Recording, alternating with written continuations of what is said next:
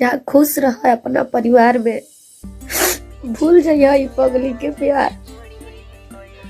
लेकिन एक बात याद रखिए, तुहार भीड़ में वो हाथ के धरी, तुहार भीड़ में वो हाथ के धरी, हाई पगली जैसन प्यार तो के अपने करी।